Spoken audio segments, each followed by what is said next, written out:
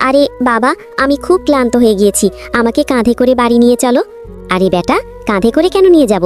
এই দেখো ব্যাগ কিনেছি না, এইটার উপর বসো। মা, আমাকেও এমন ব্যাগ কিনে দাও। আরে মা, আমার কাছে কোথায় এত টাকা যে এমন ব্যাগ কিনবো? আরে বাবা, এটা তো পুরনো হয়ে গেছে, এটাকে ফেলে দিয়ে আসো। ঠিক আছে বাবা। আরে, সে তার পুরনো ব্যাগটা ফেলে দিল। এটা তো আমি একটু সেলাই করে দিলে একদম নতুন হয়ে যাবে। দেখো মেয়ে, আমি বাজার থেকে তোমার জন্য নতুন ব্যাগ কিনে এনেছি, কিন্তু এটাতে তো একটু ময়লা লেগে আছে। আরে পথে আসতে আসতে ধুলো লেগে গেছে, এটা নাও, চালিয়ে দেখো কেমন লাগে। তবে বেশি দূরে যেও না, তাড়াতাড়ি আসবে। আরে, এটা তো আমার ফেলা পুরনো ব্যাগ, আমার জন্য মা নতুন ব্যাগ কিনে এনেছে। আমরা নতুন ব্যাগ কিনেছি, তাই পুরনোটা ফেলে দিয়েছি। আরে বেটা, কি হয়েছে?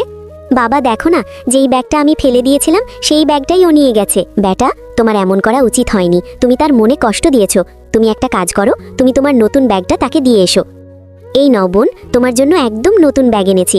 এটা তো তোমার বাবা নিজের জন্য কিনেছিলেন, আমি ওর মনে কষ্ট দিয়েছি, তাই এটা আমার পক্ষ থেকে ওর জন্য উপহার। ধন্যবাদ ভাইয়া। এই ছবিটাকে সুন্দর মনে করলে ভিডিওতে লাইক করে চ্যানেলটাকে সাবস্ক্রাইব করো, এরপরে আল্লাহ লিখো।